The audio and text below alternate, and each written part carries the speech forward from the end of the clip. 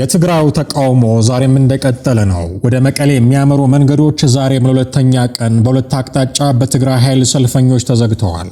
የተዘጉት መንገዶች በትግራይ ምስራቃዊ ዞን ከመቀሌ በ35 ኪሎ ሜትር ርቀት በምትገኘው ያጉላ ከተማ፣ በደቡባዊ ዞን ከመቀሌ 100 ኪሎ ሜትር አካባቢ በምትርቀው የመሆኒ ከተማ መሆኑን ቲግፋ ኢትዮጵያ ዘግቧል። በተጨማሪም በሰሜን ምዕራብ ዞን ወደ እንደስላሴ ሽረ ከተማ የሚወስደው መንገድ ከከተማዋ 20 ኪሎ ሜትር ርቀት በሚገኘው እንደ አባጉና ከተማ በሰልፈኞች ተዘግቷል። ሰልፈኞቹ ጥቅምት 3 ቀን 2018 ዓ.ም ከመቀሌ ከተማ ወደ አሉላ አባነጋ አውሮፕላን ማረፊያ የሚወስደው ዋና መንገድ ዘግተው ውለው በዚያው ቀን ምሽት ከጊዜያዊ አስተዳደሩ ፕሬዝዳንት ታደሰ ወረደ ሌተናል ጄኔራል ጋር ተወያይተው ጥያቄያችሁ ልክ ነው፣ በየደረጃው ይመለሳል ተብለው ነበር። ይህንን ችግር መፍታት ያቃታቸው የጊዜያዊ አስተዳደሩና የህወሓት ሹማምንትም እጅግ ከፍተኛ ተቃውሞን እያስተናገዱ ነው። የራሳቸውንም ክብር የጣሉት ተግተው ነው። ቲዲኤፍንም ያፈረሱት ተግተው ነው። በነገራችን ላይ ያ ሁሉ ፖለቲካ በሚታመስበት ወቅት አንድ ሰው ቢያንስ ሰራዊቱ አለ የሚል መተማመን ነበረው። ቀላል የማይባለው ቁጥር ያንን ስኳንደር ያደረጉት ያደፋፉት እነሱ ናቸው እና በራሳቸው ላይ የጠሩት ችግር ነው ይሄ። አሁን አንድ ሰው መጥቶ ምግባይን ባህላዊ ጀነራልነትን አምንሃል እንደ በገዛ ራስህ ፈቃድ ደግሞ የህወሓት ጽሕፈት ቤት ሚሊሻ አድርገህ ራስህን ሬዲዩስ አድርገሃል ብሎ አስተያየት ቢሰጠው ሊበሳጭ አይገባም፣ አይችልም። ቢካዝ ራሱ እንዲታይ ቀን ከሌት ሰርቶ የማይረቡና የማያውቃቸውን ነገሮች ተናግሮ ያመጣው ችግር ነው። ነገራችን ላይ እዛ ላይ መልሶ ቢሰማቸው ምግባይ እዛ ላይ ያወራቸውን ነገሮች በተመለከተ አንደርስታንዲንጉ ምን ያህል ኋላ ቀር እንደሆነ ሊገነዘብ ቢችል በጣም ደስ ይለኝ ነበረ። በፍጹም ከ2020 በአውሮፓውያን አቆጣጠር ነው ማወራው ክስተት ምንም ነገር ያልተማረ ነው። ጠቅላላ አካሄዱ በትግራይ ውስጥ ጦርነት ተካሂዶ ከሚሊዮን በላይ ሰዎች የሞቱበት አካባቢ አይመስልም።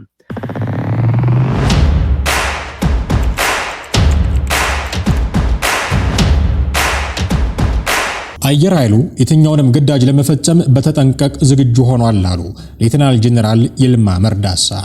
አየር ኃይል የሚሰጠውን ማንኛውንም ግዳጅ ለመፈጸም በላቀ ዝግጁነት ደረጃ ላይ ይገኛል አሉ የኢፌድሪ አየር ኃይል ዋና አዛዥ ሌተናል ጄኔራል ይልማ መርዳሳ። የአየር ኃይል ምክትል አዛዥ ለአየር ኦፕሬሽን በግዳጅ አፈጻጸም ከፍተኛ አስተዋጽኦ ላበረከቱ ክፍሎች እውቅና ሰጥቷል።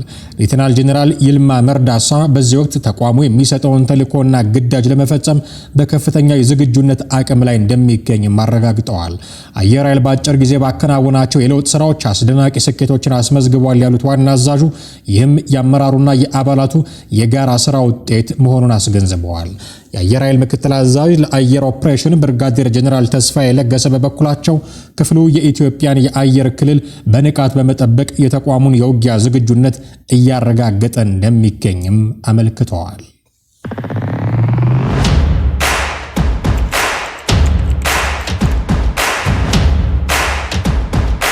ትላንት ከጎንደር የተሰማው ዜና ብዙ የፋኖ ደጋፊዎችን እያስፈነደቀ ነው። ቁጥራቸው ጥቂት የማይባሉት ደግሞ ከጀርባው አንዳች ሴራ አለ እያሉ ነገሩን በጥርጣሬ ማየትን መርጠዋል። የትላንቱን የደረጀ በላይና የሀብቴ ወልዴን ርቅ አስመልክቶ ሰፊ ዳሰሳ ያቀረበው ጎንደር ፖስት ይህን መልእክት አጋርቷል። እንዲህ ይነበባል። የጎንደር ክፍለ ሀገር ፋኖ በሻለቃ ሀብቴ ወልዴና በራስ አርበኛ ደረጀ በላይ የሚመሩት ኃይሎች በቅርቡ የአንድነት መግለጫ ይሰጣሉ። ውይይቱ ረጅም ጊዜ የወሰደ ሲሆን አዲስ አደረጃጀት ይፈጠራል። አባት አርበኞች ትልቁን ድርሻም ወስደዋል። አፋሕድ የሚባል ድርጅት የመፍረስ ዕድሉም 99% ነው። የውህደቱ ትርጉም ከብዥታ ወደ ትዕዛዝ። ይህ ውህደት ከጎንደር ፋኖ እንቅስቃሴ የረጅም ጊዜ ስልታዊ ድክመቶች አንዱን የሚቀርፍ ታሪካዊ እርምጃ ነው። ከመከፋፈል ወደ ማዕከላዊነት ፋኖ በተፈጥሮው እንደየአካባቢው የተሰባሰበና ያልተማከለ ኃይል ነው። የሻለቃ ሀብቴ ወልዴና የራስ አርበኛ ደረጀ በላይ እዞች በተለይም ራስ አርበኛ ደረጀ በላይ የጎንደር ጠቅላይ ግዛት እዝ መሪ መባላቸው ከፍተኛ የስልጣንና የውትድርና ብቃት እንዳላቸው ያሳያል። መዋሃዳቸው የጎንደርን ፋኖ ወደ አንድ ወጥ ትዕዛዝና ቁጥጥር ያመጣዋል። የውትድርና ብቃትን በማሻሻል በአንድ ስር መሰባሰብ ማለት የሀብት የጦር መሳሪያና ስንቅ ድልድል መመራት፣ የሰው ኃይል ቅንጅት ማስተካከልና በፌዴራል ኃይሎች ላይ የሚደረገው ዘመቻ የተቀናጀ ስልታዊ እቅድ እንዲኖረው ማድረግ ማለት ነው። ይህ የፋኖን የትግል ውጤታማነት በእጅጉ ከፍ ያደርገዋል ብለዋል ጎንደር ፖስት። ሲቀጥልም የህዝብ እፎይታና መተማመን፣ የውስጥ ግጭቶችና የእዝ መከፋፈል በህዝቡ ላይ የሞራል ውድቀትና የጸጥታ ስጋት ሲፈጥር ቆይቷል። ውህደቱ ለጎንደር ህዝብ ትልቅ እፎይታ መሆኑ የትግሉን ህዝባዊነትንና ሞራላዊ ድጋፍ የበለጠ ያረጋግጣልም ሲል ይገልጣል። የአባት አርበኞች ሚና የመርህ የበላይነት ብሎ ሲቀጥልም አባት አርበኞች ትልቁን ድርሻ ይወስዳሉ የሚለው መረጃ ውህደቱ በኃይልና በማስገደድ ሳይሆን በጥልቅ ሽምግልናና በጋራ መግባባት ላይ የተመሰረተ መሆኑን ያሳያል ይላል። አባት አርበኞች መግለጫው ላይ ተገኝተው ፎቶ መነሳታቸው ለተፈጠረው አዲስ እዝ የህዝብና የባህል ስልጣን ይሰጣሉ። ይህ በህዝብ ዘንድ ተቀባይነትን የሚያረጋግጥ ሲሆን የአዲሱ እዝ ትዕዛዞች በቀላሉ ተፈጻሚ እንደሚሆኑ ያግዛል ይላል ጎንደር ፖስት። ከዚህ ተቃራኒ የሆነ ሐሳብ የሚያነሱ ሰዎች ደግሞ የደም እርቅ፣ የፎቶ ፖለቲካ እያሉ እርቁን እያንኳሰሱት ይገኛሉ። ጎንደር ፖስት አሁንም ይቀጥላል።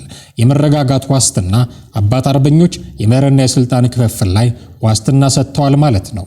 ይህም ውህደቱ የጊዜያዊ ብሽታ ማብረጃ ሳይሆን የጎንደርን ትግል ዘላቂ በሆነ መሰረት ላይ ለማቆም የተደረገ ጥረት መሆኑን ያረጋግጣል ይላል። የአፋሕድ መፍረስ ትንተና ፖለቲካዊ ለውጥ አፋሕድ የሚባል ድርጅት የመፍረስ ዕድሉ 99% ነው የሚለው ነጥብ የፋኖን የፖለቲካዊ አቅጣጫ በተመለከተ ትልቅ ለውጥ ያመላክታል። የተቀናጀ የፖለቲካ ውክልና አፋሕድ ምናልባትም የፋኖን ፖለቲካዊ ክንፍ ለመወከል ወይንም በተበታተኑ ኃይሎች መካከል ድልድይ ለመሆን ሲሞክር የቆየ ድርጅት ሊሆን ይችላል። አሁን ዋናዎቹ ወታደራዊ እዞች ሻለቃ ሀብቴና ራስ ደረጀ አዲስ አደረጃጀት ሲፈጥሩ ከጎንደር የሚመጣው የፖለቲካ ጥያቄ ከአንድ ማዕከል እንዲወጣ ይፈልጋሉ ማለት ነው። ወታደራዊ በላይነት የመፍረሱ ዕድል ከፍተኛ መሆኑ የሚያሳየው አዲስ የተዋሃደው ወታደራዊ እዝ የፖለቲካ ውክልናውን ስልጣን በራሱ እጅ ለመያዝ ወይንም በአዲስ መዋቅር ውስጥ ለማካተት መወሰኑ ነው። ይህ የመከፋፈልን ምንጮች በመደምሰስ የትግሉን አቅጣጫና ግብ የሚወስነው የጦር ሜዳ እዝ እንዲሆን ይደረጋል። ዘመነ ካሴ በበኩሉ የመጽሐፍ ቅዱስ ቃል ጠቅሶ ታራቂዎቹን አደራ ብሏቸዋል። ወንድሞቻችን አንድ ቃል እንድትናገሩ እንዳታዝኑ ፍጹማንም እንድትሆኑ ሁላችሁንም በጌታችን በኢየሱስ ክርስቶስ ስም ማልዳችኋለሁ። እንዳትለያዩም አንድ ልብና አንድ ሐሳብ ሆናችሁ ኑሩ ይላል ከመጽሐፍ ቅዱስ የተወሰደው የዘመነ ካሴ መልእክት።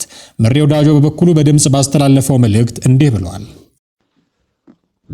ሰላም ጤና ይስጥልን። ዋርካው ነኝ ከምስራቅ አማራ። እንደሚታወቀው እንግዲህ ሰሞኑን የከረምንበት የአርበኛ አደማሊ አባናደው ዘመቻ እሱን አጠናቀን ሌላ ምዕራፍ ስናዳምጥበት በነበረበት ጊዜ የሰሜን አማራ የጎንደር ወንድሞቻችን ዛሬ በሚገርም ሁኔታ ህዝባቸውን ስላስደሰቱ በሚገርም ሁኔታ እኛም በጣም ደስ ስላለና የአማራ ህዝብ አጠቃላይ ይሄን ስትጠብቀው የነበረ ስትጨነቅበት የነበረ ስትጸልይበት የነበረ ጊዜ ዛሬ ጊዜዋ ደርሶ የጎንደር ወንድሞቻችን ሁለቱም አንድ ሆነው ዛሬ አማራን ህዝብ ስላበሰሩ እኛም በጣም በዚህ የተሰማንን ጥልቅ ደስታ ለመግለጥ እንፈልጋለን ማለት ነው። ይሄ ጉዳይ ከራሳቸው ከፋኖቹም ባሻገር ውጭ ሆነው የሚደግፏቸውንም ሰዎች አስተያየት እንዲሰጡ ያስገደደ ነው። የኢኤምኤሱ ፋሲሌን ያለም እንዲህ የሚል መልእክት አጋርቷል። እንኳንስ በትጥቅ ትግል በሚታገሉ ድርጅቶች ይቅርና በሰላማዊ መንገድ በሚታገሉ ድርጅቶች መካከልም አለመግባባቶች ይፈጠራሉ። ትናንት በግንቦት 7 ውስጥ 50 ታጣቂዎችን ይዘን 500,000 ታጣቂ ኃይል እንዳለው ድርጅት ስንፎክር አለመግባባቶች ነበሩ። በ50 ታጣቂዎች መካከል የሚፈጠሩ አለመግባባቶችን እንዲፈቱ ከውጭ የሚላኩ ሰዎችም ችግሩን አባብሰው እንጂ አስተካክለው የሚመጡ አልነበሩም። ፋኖ በብዙ መቶ ሺዎች የሚቆጠር የነጻነት ታጋይ አሰልፎ የሚታገል ድርጅት በመሆኑ ብዙ አለመግባባቶች ቢፈጠሩ አይገርምም። ትልቁ ነገር አለመግባባቶችን ከውጭ በሚሰጥ ምክር ሳይሆን ከውስጥ ተነጋግሮ በቶሎ የሚፈታውን በቶሎ መፈታት፣ ጊዜ የሚፈታውንም ደግሞ ለጊዜ በመተው ለመፍታት መሞከር ነው። ሁለት ነገሮችን ግን በፍጹም ማስቀረት ይገባል። አንዱ በማህበራዊ ሚዲያ በአደባባይ መወነጃጀል ሲሆን፣ ሌላው ደግሞ የውስጥ ልዩነትን በኃይል ለመፍታት መሞከር ነው። ከዚህ በተረፈ ከቅርብ ጊዜ ወዲህ የፋኖ ኃይሎች በርቅ ወደ አንድነት እየመጡ መሆኑ ታጋዩን ብቻ ሳይሆን ደጋፊውን፣ ህዝቡንም የሚያስፈነጥዝ ነው። እያንዳንዱ ፋኖ ጥምረት ለደጋፊዎች ሙዚቃ፣ ለካድሬዎች ደግሞ የሞት ደወል ነው።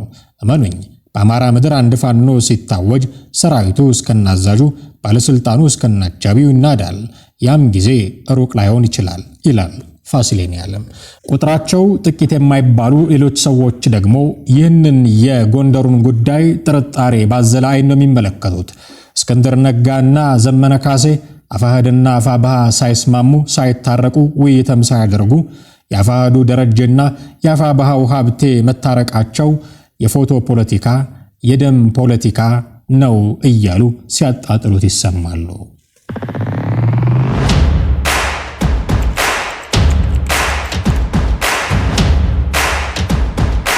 በአማራ ክልል በጎንደር ከተማ አቅራቢያ ባለፈው መስከረም ወር 2 የሰብአዊ እርዳታ ሰራተኞች ማንነታቸው ባልታወቀ ታጣቂ ቡድኖች ታፍነው መወሰዳቸውን አንድ ሪፖርት አመለከተ።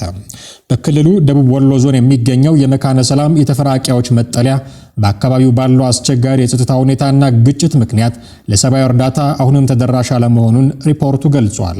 ሪፖርቱን ያወጣው በኢትዮጵያ ለተለያዩ ጉዳዮች ተጋላጭ የሆኑ የማህበረሰብ ክፍሎችን የሚከታተለው ስብስብ ክለስተር ነው።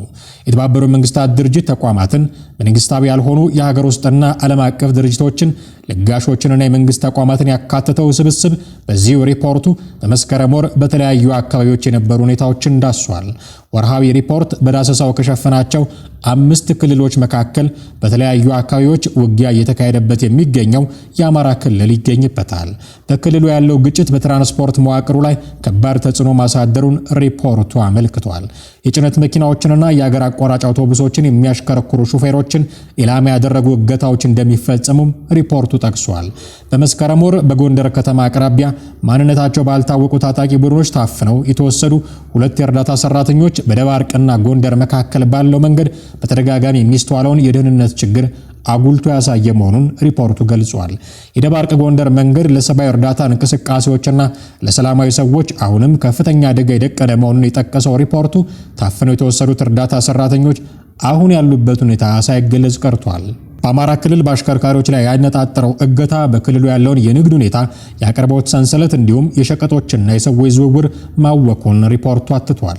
በክልሉ ባለው ግጭት በተደጋጋሚ በሚያጋጥሙ የመንገድ መዘጋቶችና የመሰረታዊ ሸቀጦች እጥረት ምክንያት በግልጽ የሚታይ የዋጋ ንረት እንዳለም አክሏል። የዘገባው ባለቤት ኢትዮጵያን ኢንሳይደር ነው።